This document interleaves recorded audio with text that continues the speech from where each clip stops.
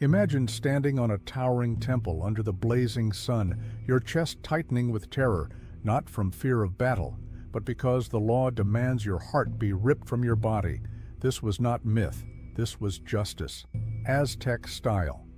Stay with me as we uncover one of history's most brutal forms of punishment, where justice and ritual merged into something horrifyingly real. The year is 1487 CE, and the great city of Tenochtitlan rises in the heart of the Valley of Mexico, straddling causeways and shimmering lakes. The empire of the Mexica, whom we call the Aztecs, is at its height. The Emperor Ahuitzotl newly crowned. He demands not only tribute and conquest, but spectacle. On the summit of the twin temple pyramid, the stone altar awaits. Into the hush of the morning, a young captive is dragged, his wrists bound, his eyes wide with terror and awe. His name, let us call him Yayatl, warrior in the Nahuatl tongue, was once a thriving young man from a tributary province, captured in a campaign meant not just to conquer land, but to collect human bodies. The Mexica believed the gods required not just tribute of gold and feathers, but of blood and hearts. If blood were abandoned, the sun would cease its journey, they believed.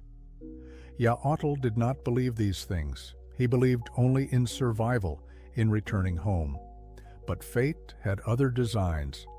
His captors had paraded him through the city, stripped of his warrior garb, painted white with chalk, a feathered headdress forced upon him, so he looked like a desecrated god.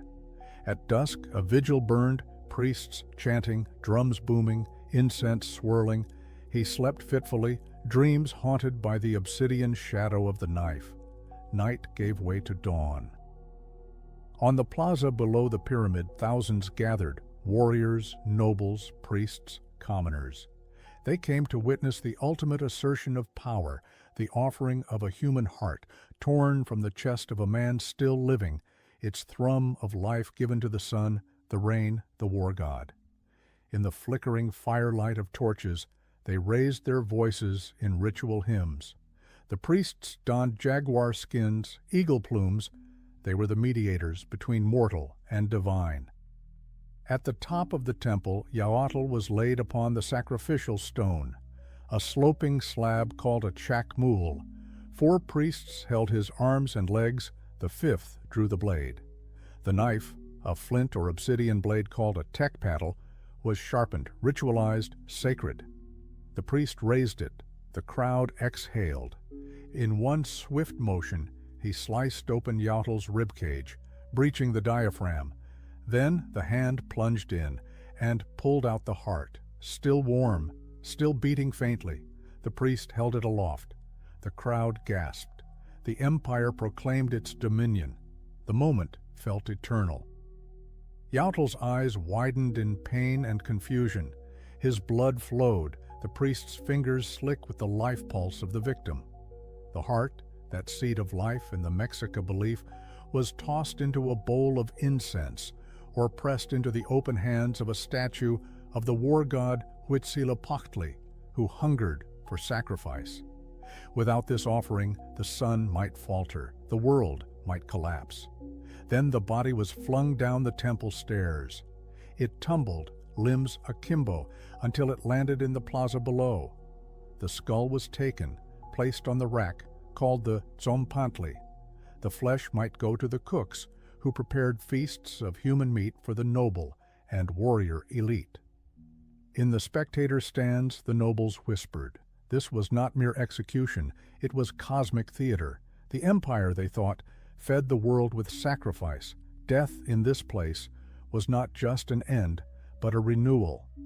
But behind the ritual pageantry lay a human soul. For Yaotl there was no glory. His thoughts flickered.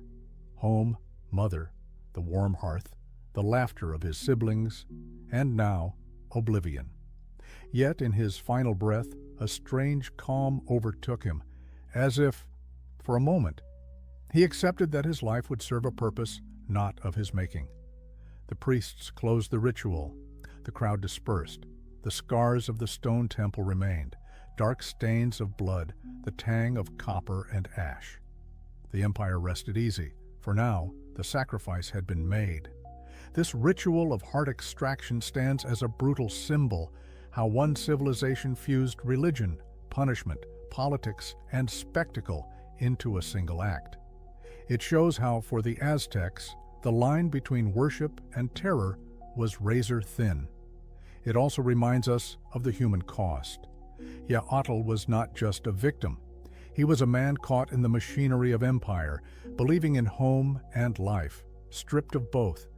And even when he died, his death served someone else's narrative. In our modern world, we look back at the Aztecs and recoil, and yet we must ask, how often do we build empires, ideologies, or systems that demand the sacrifice of real people for abstract ends? And what happens when the spectacle overshadows the humanity? In this story, the heart was not just extracted, it was transformed into a message. Obey the gods, obey the state, witness power. The ritual punished not just individuals, but entire communities. It reminded every subject of the empire of who stood above them. If this story chilled you, consider one truth. The most terrifying punishments often go beyond the physical. They imprint on the soul and the culture. If you wish to dive deep into more ancient rites, hidden histories, and the shadows of empire, hit that subscribe button, ring the bell, and let's continue into the forgotten past.